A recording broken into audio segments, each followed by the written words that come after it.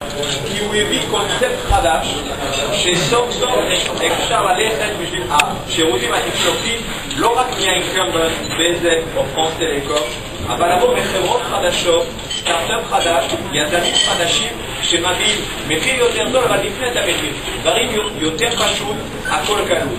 בצרפת הבחי, הוא עשה את זה בטלוויזיה הממלכתית, באינטרנט מהירה, בקו טלפון, הוא נותן את כל השירותים האלה בשביל 30 יורו, 150 שקל.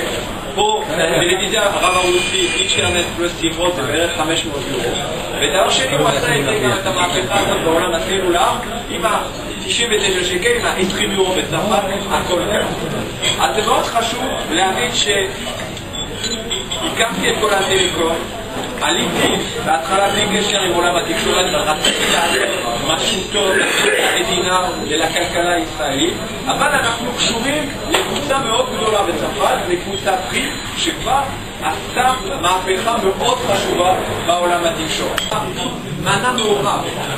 מה זאת אומרת? שאני קונה משהו, אני משלם משהו שהוא לא כל כך חשוב, ומה אני מקבל? קצת דקות, קצת SMS, מכשיר, אבל אני לא יודע מה אני מקבל. ואומרים, באוכל, אני אוכל את הקבב, אני משלם את הקבב, אני אוכל את הצ'יפס, אני משלם את הצ'יפס. זה אותו דבר בעולם הסלולר. יש שני דברים שונים לגמרי, שצריך להפריד לגמרי. אקטיב והמכשיר. מה אנחנו משווקים? אקטיב. אז השאלה איך לקבל את המכשיר. קודם כל, לכל אחד מאיתנו יש לנו מכשירים. אני ידעת שכל המכשירים עובדים עם הרשת כל הטלקום, כולל את המכשירים של דור השני, זאת אומרת GSM, או דור שלישי עם אינטרנט, כמו סמסונג, אייפון וכו'.